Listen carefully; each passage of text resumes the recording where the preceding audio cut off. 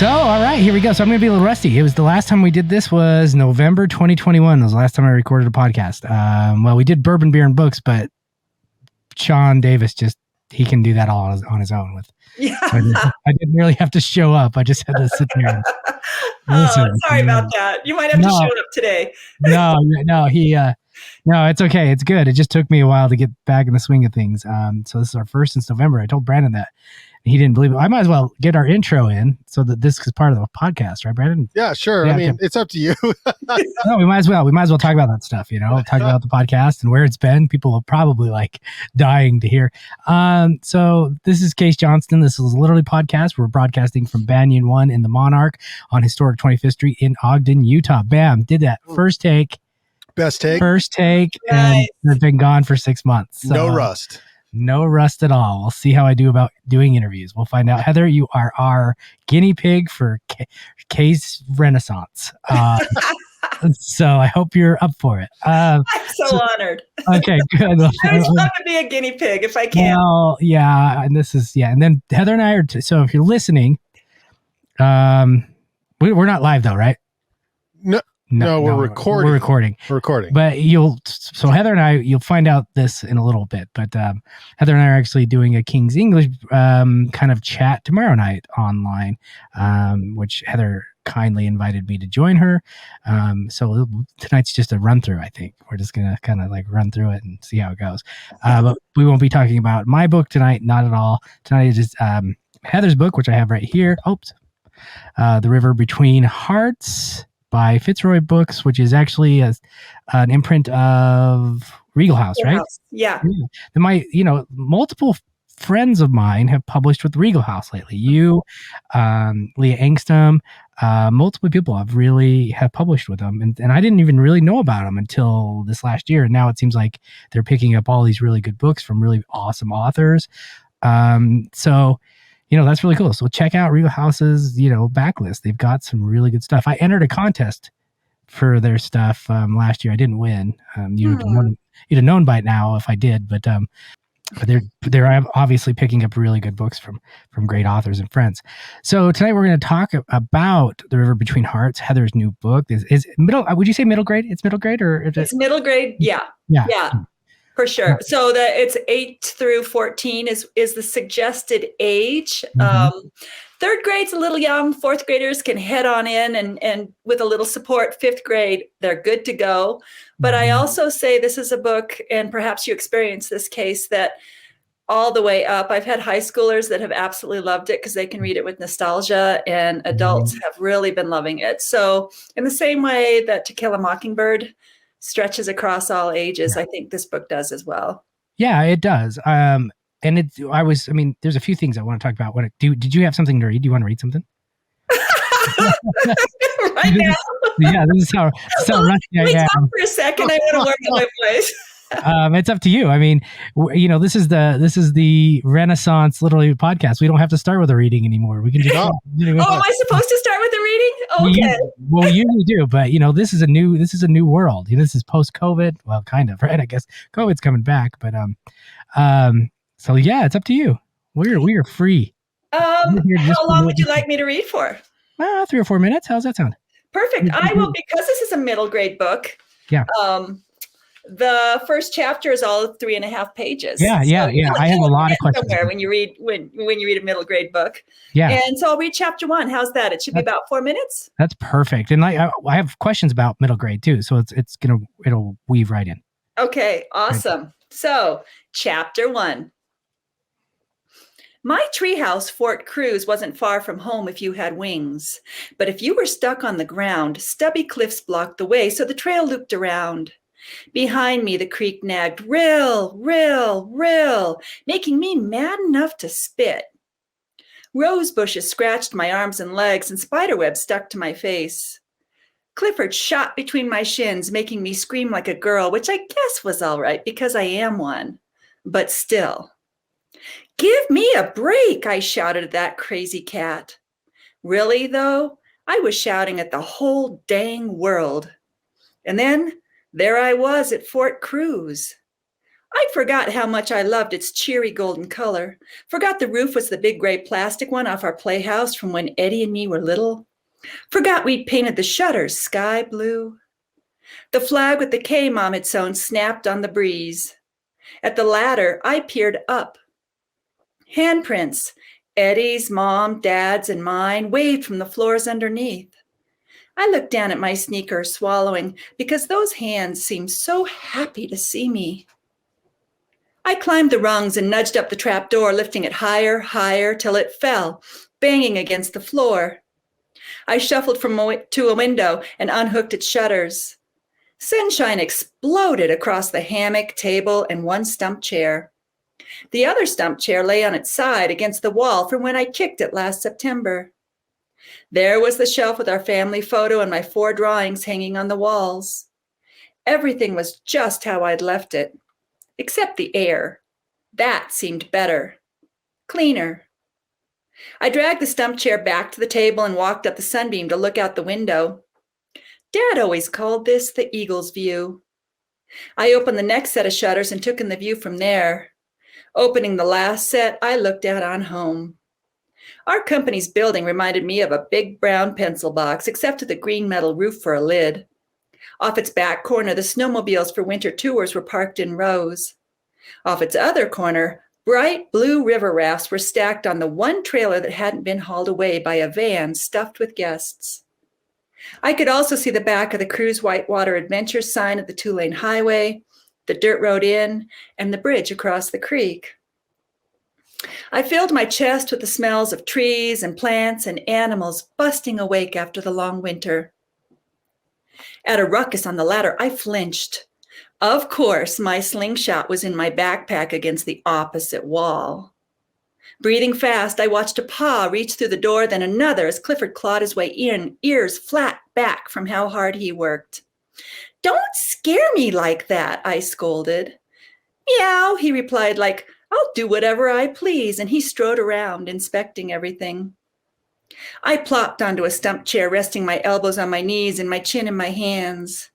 Then I could feel our family photo staring down at me.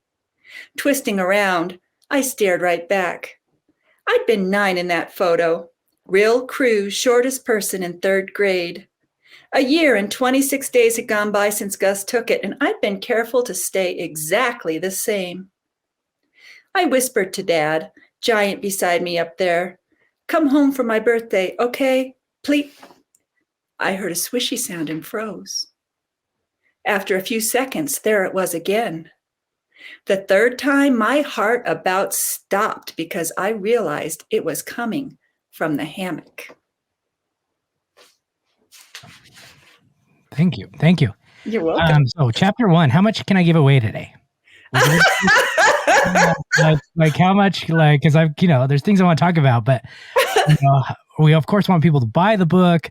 But how much or how many spoilers? Let's save a little bit toward the end, but it depends on your audience. Like your audience is going to be adults, right? And yeah, so they're going to read it with a little different eye.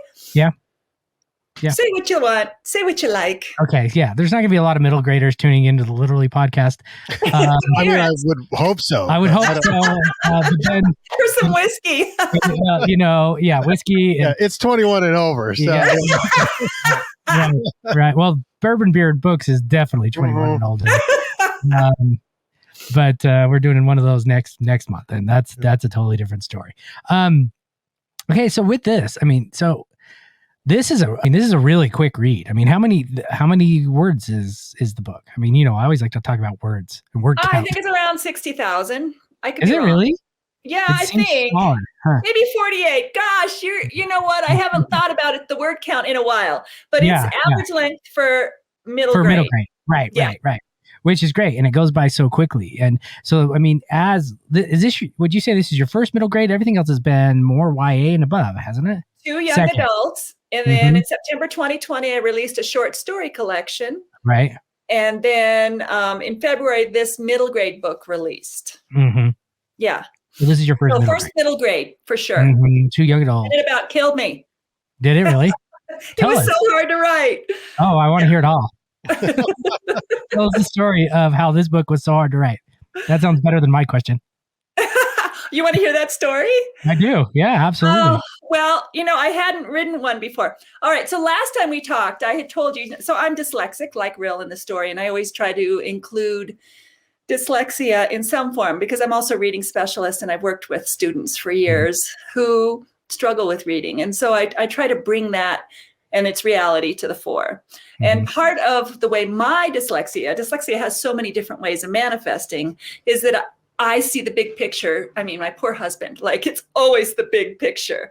And so I think the last time we talked and did an interview, I mentioned that stories tend to arrive pretty fully formed. Right. But since then, I've thought a lot about, and I've experienced a bit more of my writing process and really broken it down. I think I was a little bit dopey last time we talked, but here's how it works. And this is why I have 2 YA short stories in a middle grade. It's actually, I'm sure you have these too, those obsessions that we have as writers. We see things, we experience things, and they go into our souls and we don't even realize maybe even that we're holding on to them. Right. And then for me, one day a narrator shows up. Right. That wants to tell the story. And it's crazy. They show up, and I mean, they tend to be really fully formed. Voice, appearance, everything. And so Rill showed up, and she was a hoot. She's stomping along the river. She was angry at the world, and yet she was just so likable and lovable and relatable, just this girl who made mistakes. And I was like, okay, who are you? What are you here for? And so over time, I realized that the story she wanted to tell was What's in the River Between Hearts, which is something I had seen when I was teaching high school, and it stuck with me. And so I literally, since I hadn't written a middle grade book before, and I was like, well, no, I saw this in high school and you're only almost 11. You shouldn't be telling this story. But then as I hung out with her and started to see the way the story was going to unfold and sense it, I realized actually that she was perfect to tell the story because she's so naive. And it removes any politics or previous knowledge necessarily, other than realizing that she had the luxury of indifference into the telling of the story. And she can make many mistakes and things like that. So I read a lot of middle grade, and I've always been a fan of middle grade books. I love them. If I ever want to feel good, I read a middle grade book because there's hope in them, right? And then there's,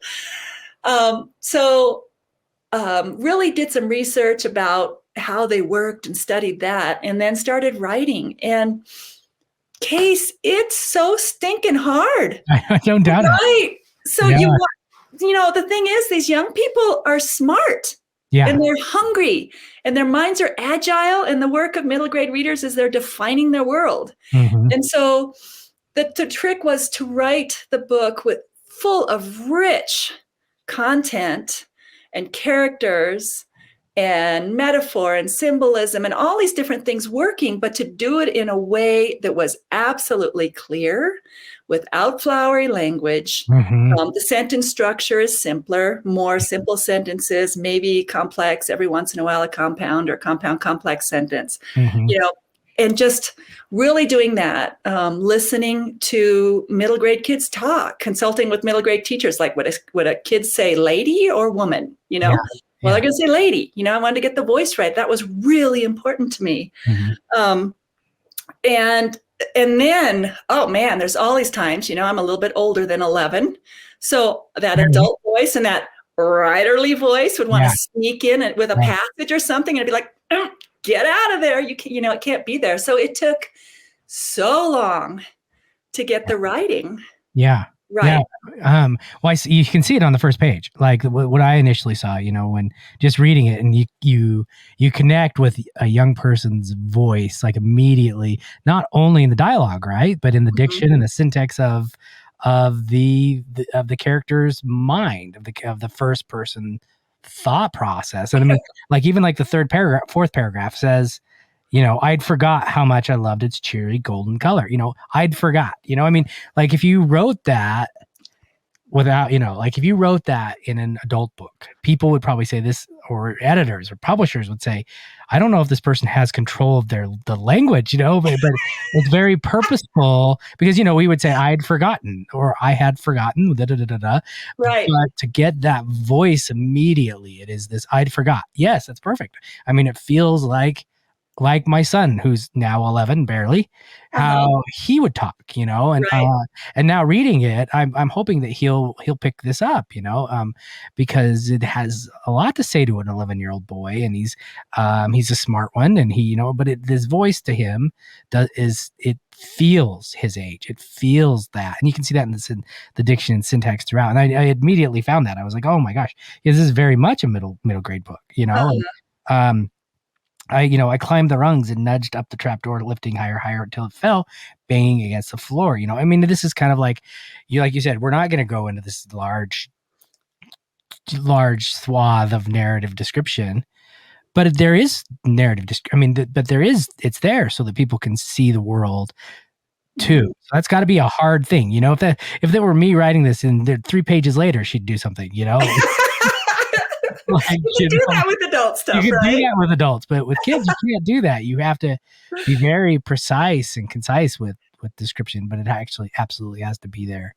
Yeah. So description would have to occur through the things she encountered or was frustrated with or did as a kid would experience them. Yeah. They don't stop and occasionally maybe pause and say, isn't that lovely, and look out at the view. And she especially too is a tomboy who is very much about action and doing things. And so, to be true to her character, her descriptions had to fit coming that way. Yeah. Yeah, absolutely. So I'm going to talk about the crux of the story. I mean, because that really kind of hit me. And this felt to me, like you said, she's naive, she's innocent.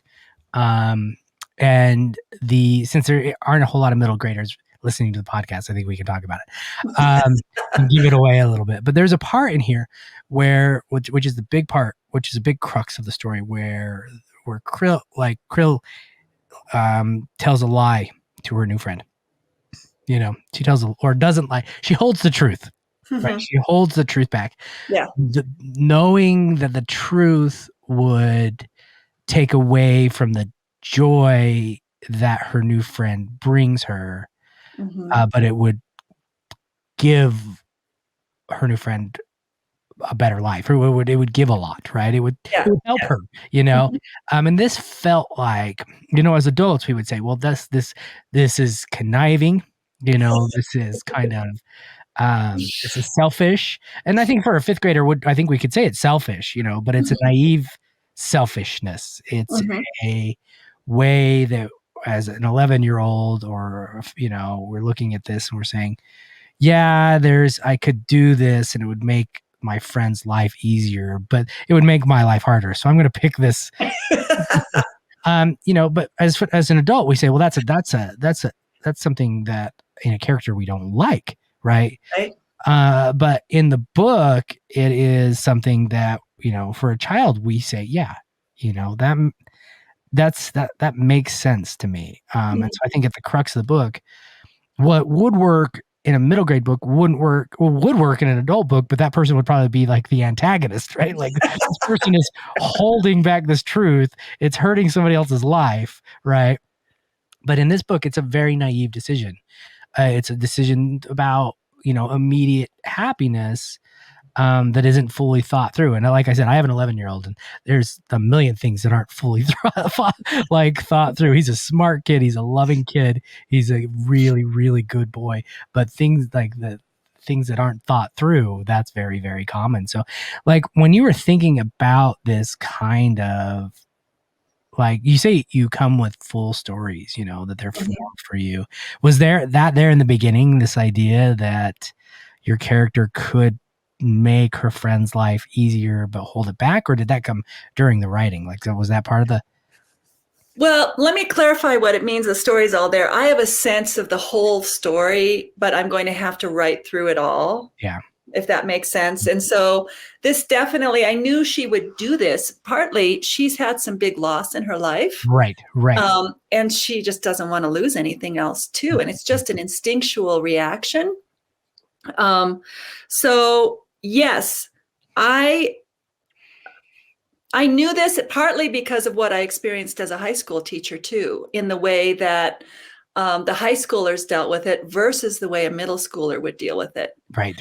Which would be very different. And so I knew that at some point would happen. How it was going to play out, I wasn't quite sure in what way, and that just had to play itself out. And I was really pleased with the way it played itself out, actually. Absolutely, yeah. And so, and I don't think I gave too much away there. I think that was kind of really good. Talking about the character, how you wrote the character, without giving away the I need a humble brag button. Which one is that? I tell you, this is Case Renaissance. Renaissance. Yeah. I am no longer, Yes. Thank you very much. This is the new me. No, but it was. I mean, I flew through this book, and if people know me, they know I don't fly through books. Like I'm a very slow reader. I take my time with books. I don't have a lot of time. And this book I really, really flew through, and it all of a sudden I started it, then all of a sudden I was done, which is just a huge compliment to Heather's writing. And I don't read a lot of middle grade books. I mean, I just don't. And I really, really, I enjoyed it all the way through. Good. Yeah. Glad to hear it. Yeah, no, I loved it. And I love the main character. I love the supporting characters. I love this idea, and you can talk more about this, I hope. I mean, this book is really, it's about the friends, right? It's about these two friends and how one friend wants to help another friend. But it's really at the heart of it. It's a story about children who lose their parents and how that loss affects them differently, and how they see the world differently through the loss of a parent, especially when they're young, right? When they're really young. Yeah. And I mean, both the characters really kind of like mirrored each other in this way. And so, I mean, again, it's not really a process question, but it's kind of like thematically, what came to you first and what came to you second, in the sense of like, this is a really a story about friends, and this is really a story about like immigration, right? Immigration problems within our immigration system, obviously, right? I mean, it's really interesting because the new book that's coming out with Tori House is very similar to this book, in the sense that it's about how immigration, it's not this what they call border porn. This is very much families. This is about families who are doing their absolute best, and we have problems within our system. What was like thematically when you sat down to write it? Was it all of it together, or was it this loss of parents that brings these two protagonists together? Like, what was? It make sense? Yeah.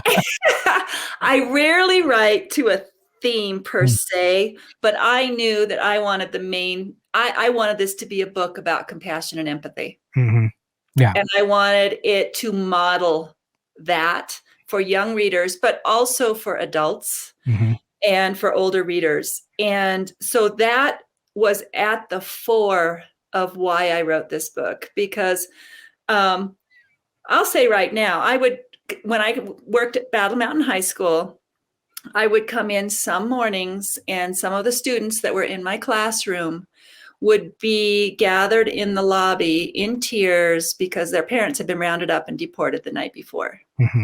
And then later that day, they'd be in my classroom trying to move on, and continue on.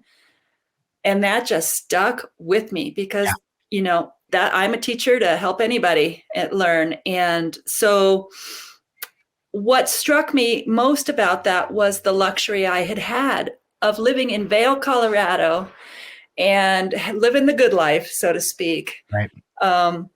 And yet this was going on around me, and I had been oblivious to it. And that was the late 90s, but it's still going on. I've been in the schools quite a lot. And even 2 weeks ago, it had happened. Yeah.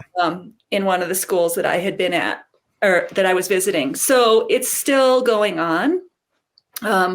Regardless of politics, these are people. Right. And so for me, I hope that the book operates as a meeting point and a bridge to awareness, and also a bridge between cultures, because I also think this experience isn't being written necessarily at this grade level this way.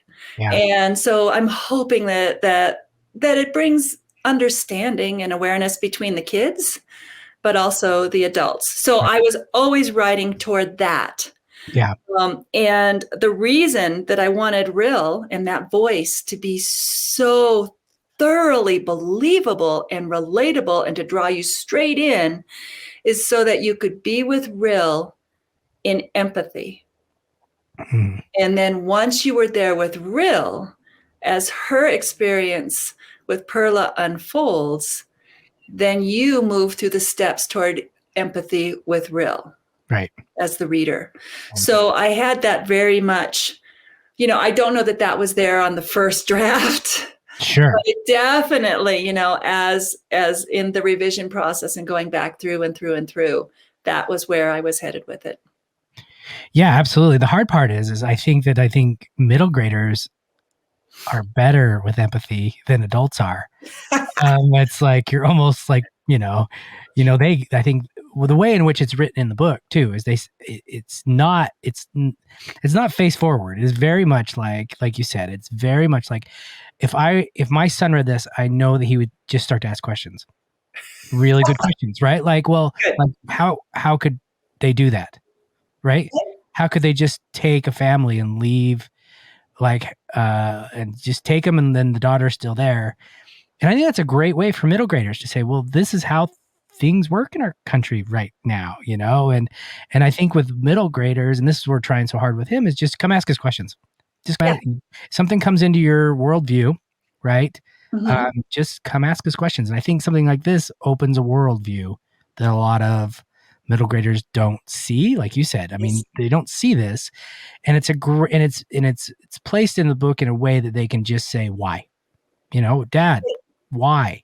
And because you're not slamming politics, you're not doing all these things. Mm-hmm. You're not going, you're just saying this, telling a story. Mm-hmm. And so a middle grader can ask, well, I don't get it. And right.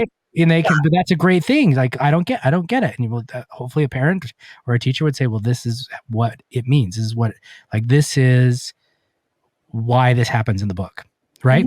Mm-hmm. Without being, this is not but no parent could pick, I don't know any parent, but most parents would pick this up and just say, well, she told a story, this is not political in any way. And I think that's the great way that this story is told, is just through the eyes of a child. Right. Kind of just saying, I just want to help this person. This is the circumstance. The other stuff, I don't know a whole lot about. Does that make sense? Yeah, totally. That's what I hoped for, was to remove that. Remove politics altogether. Yeah. To just tell a story. Right. And so thank you. I'm really happy that happened. So. Well, it's really interesting. Like I said, the new manuscript with Tori House is the exact same way. It hits a lot of the exact same themes, in the sense that it is just, here's a story. This is reality. Uh-huh. I just want to tell you a story. Right. I don't want you to politicize this or anything. I just want to say that this is what happens mostly with immigration. Uh-huh. Right? It's not the stuff that American Dirt is talking about. It's I think our books are anti-American Dirt, or opposite of American Dirt. I hate to say it, I have not read that book. I purposefully have stayed away from anything, just to keep my lens clear. Right. Yeah. And just from my experience, and so I haven't gone there. Guess what? I haven't read it either. I can't bring myself to say that I read it either. Well, when I found out, anyway, that's a totally different thing. Okay. So with this, do you think middle grades, I mean, what are you going to do next? Are you going to jump back into Anyways, okay, let's really quickly. I obviously haven't done this for 6 months. Oh, Really quickly. Like, this book is about a young girl who loses her father, but believes he's always going to come back, right? Loses her father, and there's this hint of mystery. There's this hint of saga. There's a hint of drama throughout about how he died, and if somebody hurt him on purpose, and so on and so forth. So there's a bit of a mystery throughout, and at least in the protagonist's mind. And she finds a young girl in a treehouse at the very beginning, as Heather read, and this young girl was kind of escaped, ran away from the what? Why am I not thinking about this right? What's the immigration raid? Yeah, immigration raid. And so she's just trying to take care of this other little girl. So that's the plot. That's the beginning of the plot. And so I want to get that in. Do you feel like you're going to be middle grade author from now on, or are you going to switch back, or what? I mean, you're very diverse in your fiction writing. Are you going to do a memoir? No, no, definitely not. I can pretty much say that's an out. Okay. You'll write a memoir next month. The thing is that, these characters show up and they determine what the book's going to be, they want to tell these stories. And I think I like the adventure of figuring how to write a different type of book, the challenge of it. That said, it was so hard, but I really enjoyed middle grade. And I there's a book that I want to write for middle grade for sure, that coming up. Right now I'm finishing a novel that's adult humorous, literary. And then I will definitely dive into the next middle grade book. And this one will probably be some historical middle grade. Oh, yeah. That'll be like the 80s.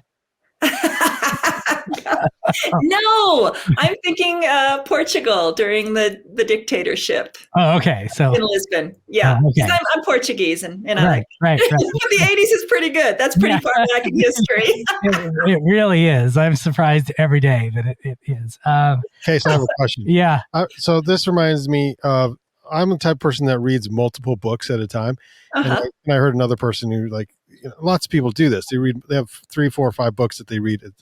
Do you guys write that way, or do you have to keep your focus on one book because then your characters get messed up and that, it just doesn't, how does that work? Case? No, Heather, go for it. You're the guest. I have to stay with one book at a time, although things overlap at some point when you start getting production. Right. But in the drafting and the real bones of the book, I really have to stay with one. I can really lose sort of the juju of the book, the real driving force and the soul of the book if I don't stay with the one thing. So I really have to do that. But then once it gets to the point where I'm tweaking things here and there, it's useful for me to step back and to do some other things and then come back to it with a fresh lens, because Case, I don't know about you, but same thing with this book, with The River Between Hearts. And then this latest book I'm on, there's always one thing at the end that I can't see. I just can't see it for myself. Yeah. And my readers don't always see it either. And so it sucks because I haven't figured out that one thing. With The River Between Hearts, it was the ending. I could not figure out the ending forever and ever and ever. And I just kept tweaking Rill's voice and working toward the ending. And then this recent book I'm revising, the language wasn't there, but I didn't have a sense of it. I hadn't drawn in the reins enough to be able to see that until a month ago. And I've been working on this one for another 5 years. So it's so aggravating. It's always something different. And it's as though someone's put a blindfold over me and I can't see that thing until it's ready to reveal itself to me in this book's own process. Yeah. Yeah, totally. Yeah. You go through that too? God, I think I'm going insane sometimes. One major project, at a time. I've been fiddling around with a second memoir for about 6 years. And so when I'm not, once I start writing a novel, I'm writing that novel. That's it. That's everything goes to the side. But the memoir, I kind of when I'm not doing revisions or working on a novel, right now, I'm piddling around with that memoir a bit. But yeah, one major project at a time. Every once in a while, I might like write an essay in the middle of a few essays in the middle of writing a novel, but nothing substantive. Yeah. So, yeah, same. And it's the same way. Endings are always that way for me. Like, I think I have the ending, but then when I get there, it's not anywhere. It's close to what I thought it was going to be, but it's how we got there is always a mystery, Yeah. It's always a mystery. So yeah, one project at a time, one big one. I'm thinking about a new novel. It's about these two, it's a small town where there's these two, somebody dies at the beginning from a bar fight, but it's between two bars. It's called, it's a small town of 3,000 people, and there's only two bars. Why am I waiting for a punchline? I've thought about this multiple times. And it's one is called the Uptown Bar, and the other is called the Uptown Bar because it's like a rival between country bars. Yeah, like rural bars, and somebody dies in a. It's like what's that show? What am I thinking about that? I don't know. Bar versus bar. Bar versus bar, and it's kind of like the Travel Channel show, Yeah, where they have the restaurants feuding, but somebody dies in the end. Oh my gosh! So I'm thinking about this novel, and I actually told my agent. She's like, I don't know, and I'm like, I'm going to write that novel. I don't care. Because Heather said, it gets in your brain, and you're obsessed with it. You're absolutely obsessed with it. Yeah. So the Uptown Bar and the Uptown Bar. So anyway, River Between Hearts one. Here we go again. You can see it here. It's a beautiful cover. Thank you. Amazing job with it. I was happy with it. Oh yeah, you should be. That's a beautiful cover. Yeah. So this came out in February. Yeah. February. So it's brand new. So if you're listening, you need to go pick it up. Pick up any of other of Heather's books. I've read three of them. You have? Yeah. I've read three, including this one, of course. Nice. And I haven't read the book of short stories yet. Can you tell us about it? Can I tell you, Case, that short story collection, well, it released, I think it was the only live book launch during COVID. It was right one of the lulls in September. Yeah. And we had it outdoors by the river, and people came and they were like, oh my God, it feels so good. We had, this outdoor grassy amphitheater. But I think as a result of COVID, Michael Crouch did the audiobook. Mm-hmm. And I think maybe things were slow or whatever. He's one of the top narrators in the business. Yeah.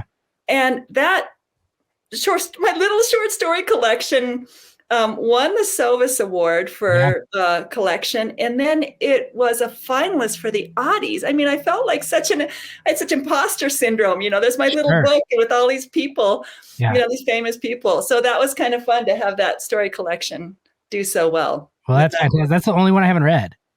Yeah, I think, right? Yeah. Yeah. Yeah. And I've got to pick that one up for sure. The audiobook. Good. I'm going to get the audiobook for sure, because I like to listen to it when I walk. There you go. And stuff, and I listen to audiobooks. And you know what I did? This is me not doing this since November. I didn't give a bio. I didn't even do a bio. Well, the good news is you can switch it all around, and they're all like, "Who the heck is this lady?" I know. I always start with a bio. I didn't do a bio. This is Brandon. I didn't notice it. I didn't. Yeah. As a producer, I didn't even notice. I mean, I think you're doing great. After 5 years, I missed the bio. There you go. I landed the intro. Yes. But I absolutely missed the bio. And I'm searching here. Should we learn a little something about Heather? Well, I just have the one on the back of the book. Is that good enough? That's not still there. That's good enough. Well, okay. First off, Google Heather.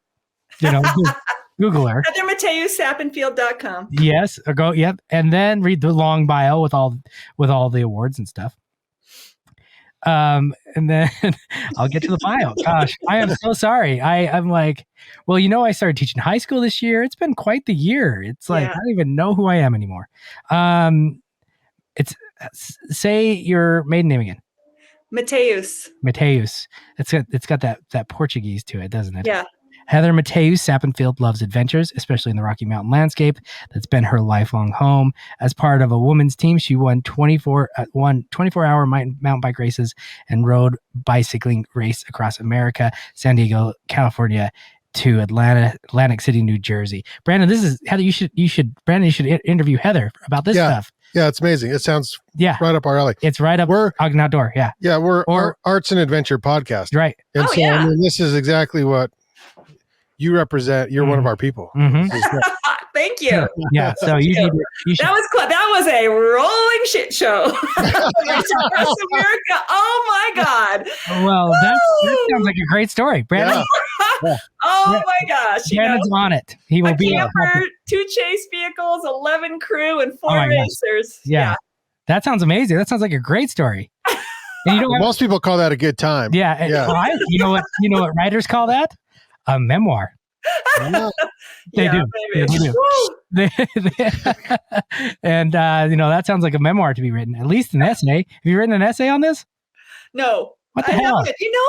My own life just doesn't interest me. Oh, what about getting a hold of Mag and getting his contact at Bicycling magazine and writing that story? That would be good. Maybe it was a while ago that I did it, but I think it'd still be lots of fun, know, because they actually, because like with Mag, they print like personal essays, Yeah. Well, they're good that way. Yeah. Okay, this is the part of the show where Brandon gives me the 5. And what else do you want to tell us about this book? Oh, holy moly. Yeah.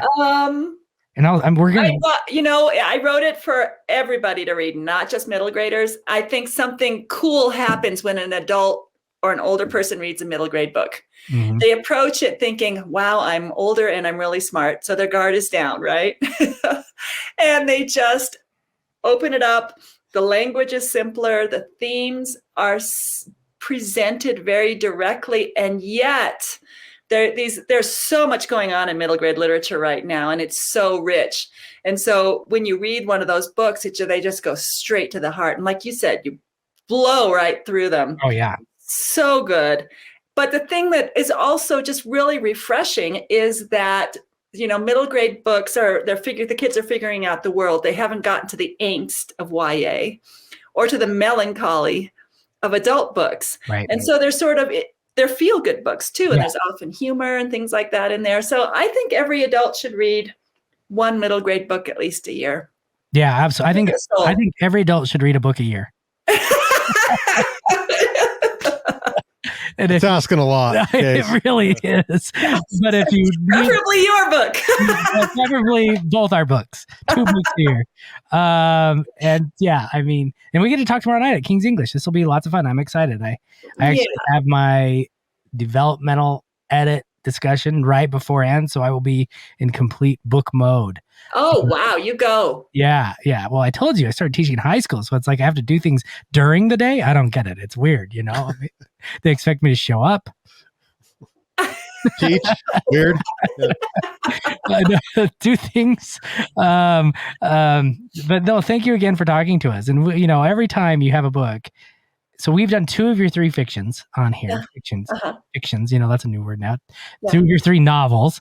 And so every time you have a book, we just need to do this. Oh, I love it. Yeah, absolutely. It's so much fun. And thank you so much for your flexibility last time. I appreciate being part of the Renaissance. This is the Renaissance. I think I'm a different interviewer. I don't do bios. I don't know. I don't. If we want just jump right in. It's jump right in, and I kind of like it. Get to work. Yeah, it's like, I don't do bios. If you have a painful story, I'd rather hear about that.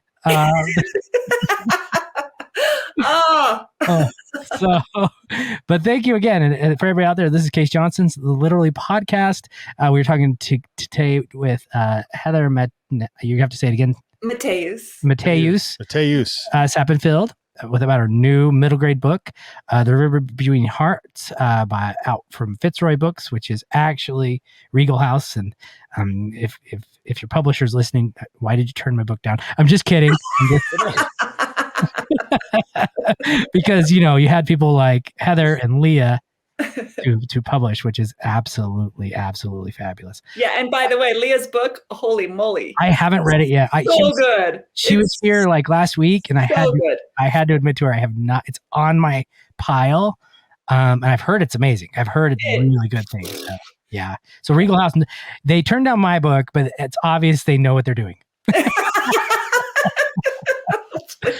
So, well, thank you. Thanks again, Heather. It was always a good to see you, and hopefully we can meet up at a conference or something soon and hang out. I hope so. I know. Hope so. Thanks. I enjoyed getting a tour of the trailer, and Brandon, bye-bye. Yeah. Yes. Thank you. Yeah. Well, you know what you should do? You should think about coming up to the Utah Book Festival and reading, because not a far drive. What is that? I'd love to. It's in September and October, and Willie, who runs it, he's great. I mean, he can give you like an honorarium, you know. Oh, cool. I mean, he probably wouldn't pay for like a whole thing, but an honorarium, and we could give you a place to stay.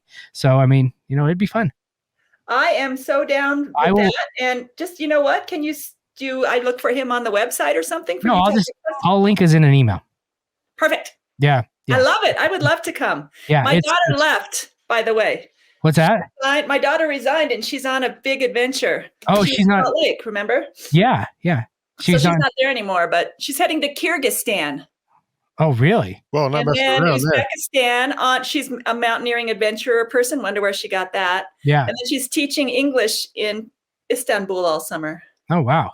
That sounds fabulous. I know. I'm trying not to think about, you know, the Black Sea is the only thing between. I know. Yeah. Well, you know, it's better than Utah. No, it's better than. I love Utah. Yeah, I love Utah. It's better than Salt Lake. Ogden's the place. Right, Is Brandon? It? Sure. I love I've lived here my whole life. What do I know? Yeah, I can't compare it to anything. Ogden is the place. I've lived all over. Ogden's the best. So perfect. And so if you came up for Utah, I'll link you in with Willie. I would absolutely love that case, in all honesty. Yeah, that'd be so much fun. That'd be awesome. So do send me that. And probably they're looking at getting things set up right now. So right now. Right away, and I'll get in touch with him right away, and we'll make it happen. And I'm part of the Weber County team, so I would just tell him that we'd want Heather in Ogden. So, you know? Thank you. It's simple. Yeah, absolutely. All right. Well, thanks again for joining us. Okay. You have a great next interview. Thanks, I will, and good luck to you. Are you going to do the bio for the next interview? Or are you just going to leave it out? I don't know. I like her. Honestly. I'm really liking New Case. I read the book. Let's talk. That's all I asked for, man. I think that's Take care, you guys. Our new motto. Okay. See you, Heather. Thanks. Bye.